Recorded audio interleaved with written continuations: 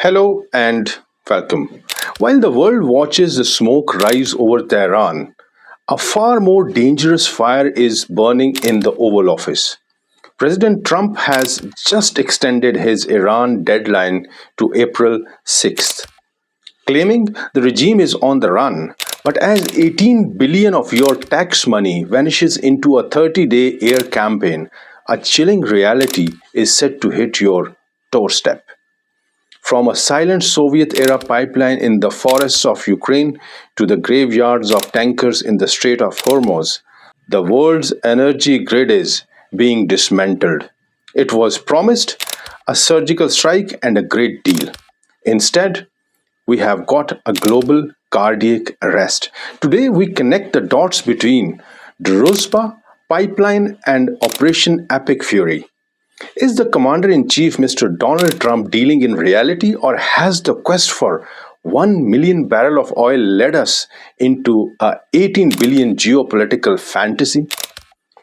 To understand why American carrier groups are currently launching sorties into the Persian Gulf, you have to look 2,000 miles away to a silent, rusted pipe buried in Ukrainian mud. It's called Druzhba, Russian for friendship. But on January 27, 2026, the friendship ended. Imagine waking up to find that 86% of your nation's energy, the fuel for your ambulances, the heat for your hospitals, the diesel for your tractors, has simply been deleted, eradicated. That was the reality of Hungary and Slovakia. Overnight, they did not just lose a supplier, they lost their pulse. This wasn't just a plumbing issue. This was geopolitical heart attack. For years, this pipeline was Kremlin's leash on Central Europe. But when Ukraine finally choked that infrastructure, the leash snapped and it hit the West right in the face. The fracture was instant. Hungary did not just complain, they retaliated. They held the European Union hostage, blocking 90 billion euros in vital aid to Ukraine. Why? Because you cannot fight a war of values when your own tanks are running on fumes. But here is the invisible link that the mainstream media is missing. When Drozhba went dark, Europe's plan B was simple: go south, go to the Gulf. They needed to replace Russian crude oil with Middle Eastern oil immediately. They bet everything on a massive surge of tankers coming through the Strait of Hormuz. They thought they were escaping a Russian trap, but they were actually walking straight into an Iranian one. By the time the first replacement tankers were halfway to Europe, the strait was already being mined. The West did not lose one energy source. They tried to swap a frozen pipeline for a burning waterway. Now, the $18 billion question is, did the US enter this war to save democracy, or are we just trying to fix a plumbing disaster that started in a Ukrainian field? So Europe turned its back on the friendship pipeline and looks towards the Persian Gulf for salvation. But they did not find a solution. They found a slaughterhouse. On February 28th, the world woke up to the news that the US and Israel had launched a massive decapitation strike on Tehran. The goal was simple: end the regime, end the threat, secure the oil, and bring stability. The result? Total unmitigated chaos. Yes. Let's look at the burn rate. In just 30 days, the Pentagon has incinerated $18 billion. That is 600 million every single day. To put that in perspective, that's more than the entire annual GDP of some smaller nations, gone every 24 hours. And for what? The axis of resistance didn't fold when their leadership was hit. They did something much worse. They shifted to horizontal escalation. They stopped trying to win a dogfight in the sky and started a war of survival on the water. Iran reached for world's juggler. They effectively closed the Strait of Hormuz. They did not need a massive navy to do it, just mines, drones, and the geography of 21-mile wide choke point. Look at these numbers. The Druzhba pipeline we just talked about, it carried 1.4 million barrels. The Strait of Hormuz carries 20 million barrels per day. That's humongous. That's one-fifth of the entire planet's supply.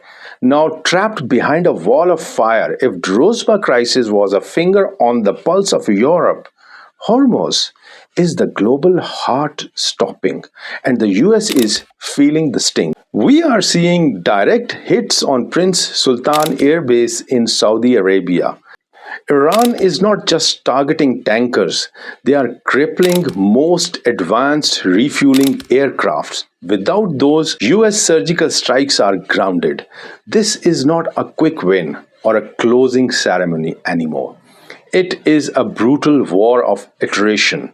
Trump wanted a great deal, but he is currently paying 600 million a day just to keep the world from going dark. The plan B that Europe was betting on, it just became the world's most expensive graveyard.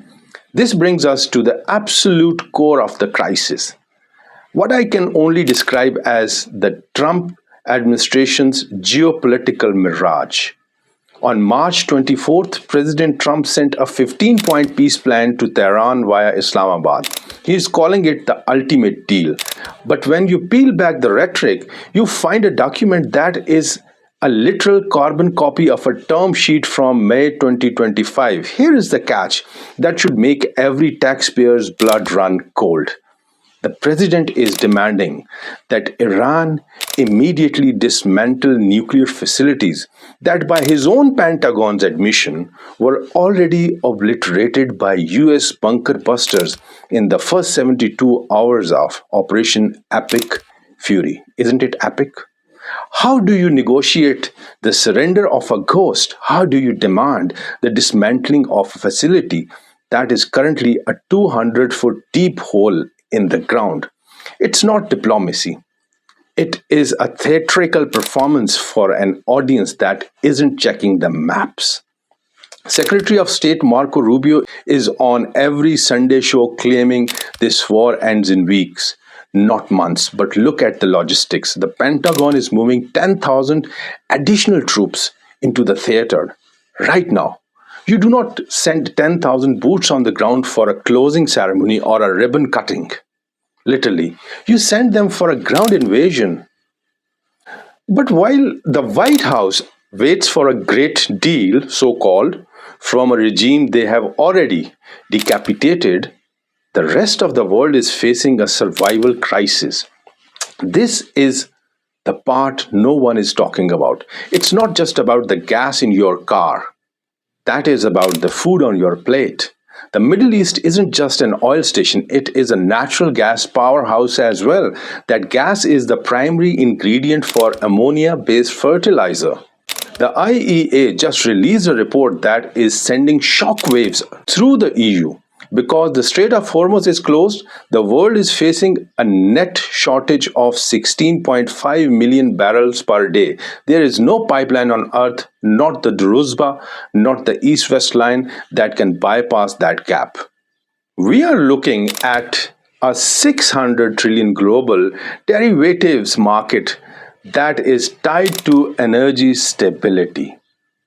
If these tankers stay grounded, imagine, and the fertilizer plants in Qatar and Saudi Arabia lose power, we are not just looking at high prices at the pump, we are looking at the total collapse of the global food chain.